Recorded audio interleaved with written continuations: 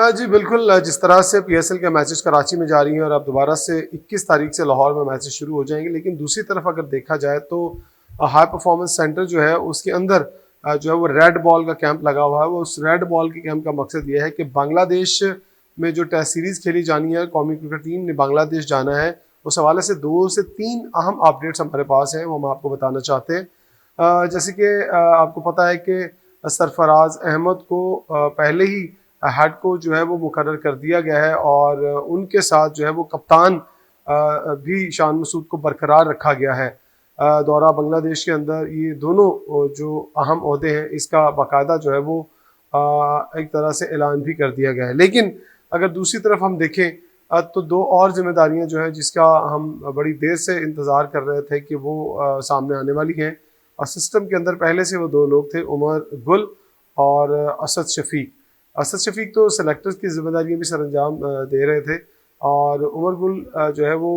काफ़ी assignment Pakistan cricket board के साथ जो है वो कर चुके थे, लेकिन अब उन्हें जिम्मेदारियां दी जा रही हैं कि वो कौमी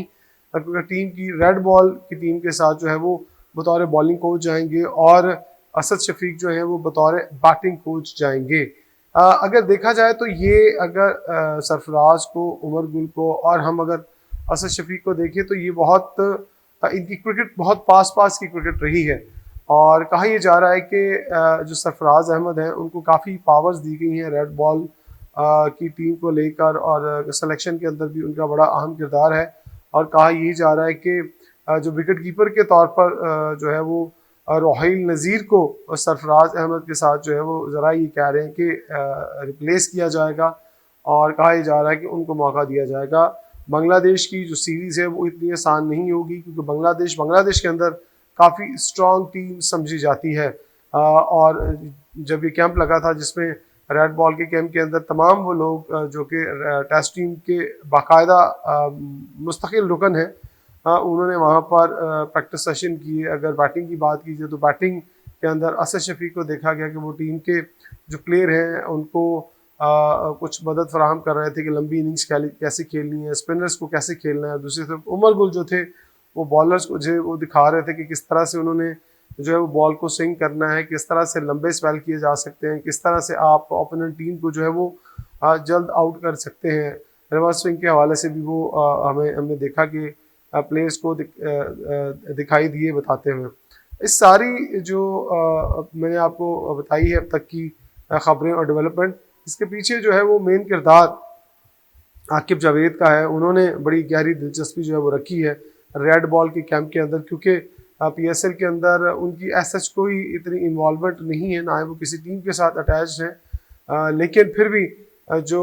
पाकिस्तान की रेड बॉल की टीम है उस हवाले से वो तैयारियां कर रहे हैं। और अभी जो लाहौर में कैंप था, अब जैसे पीएसएल कराची में ख़त्म होगी और लाहौर शिफ्ट हो जाएगी तो फिर से जो रेड बॉल टीम का कैंप है वो कराची शिफ्ट हो जाएगा। ये भी खबर एक सामने आई है कि ये कैंप कराची शिफ्ट हो जाएगा और जितने भी रेड बॉल टीम के प्लेयर हैं ये कराची में जो है वो जाकर जो है वो अपना तरबियती कैंप ज्वाइन करेंगे और वहाँ पर जाकर प्रैक्टिस करेंगे। सो सरफराज अहमद जो है वो अब रेड बॉल के अंदर ये देखने में आ रहा है कि बहुत ज़्यादा चेंजेस जो है वो करना चाहते हैं मुस्तकबिल करीब के अंदर, जिसमें 2-3 जो तब्दीली हैं उसकी नवीद हमारे सामने आई है। जिस तरह से हमने देखा कि असद शफीक और साथ ही साथ उमर गुल की तैनाती को भी मद्देनज़र रखा जा रहा है कि बहुत जल्द इसका भी अनाउंस हो जाएगा और पाकिस्तान क्रिकेट बोर्ड जो है वो टेस्ट क्रिकेट टीम का भी बांग्लादेश के लिए ऐलान कर देगा। और यही हतमी इम्कान है कि उसके अंदर 2 जो टॉप स्पिनर है जिसमें साजिद खान भी उस स्पिनिंग जो स्क्वाड है उसका हिस्सा होंगे और स्पिन बॉल का जादू जगाएंगे। साथ ही नुमान अली भी उनके साथ होंगे, इब्रार अहमद भी उस टीम का हिस्सा होंगे, बाबर आजम उस टीम का हिस्सा होंगे जो कि अभी पीएसएल के अंदर मसरूफ़ हैं और उनकी फॉर्म जो है वो वापस आती हुई दिखाई दे रही है। तो ये अब तक की लेटेस्ट अपडेट्स ही थी, हमने आपके सामने रखी। बहुत जल्द जैसे कोई नई अपडेट हमारे सामने आती तो हम अपने नाज़रीन के साथ वो ज़रूर ज्वाइन करेंगे। जी।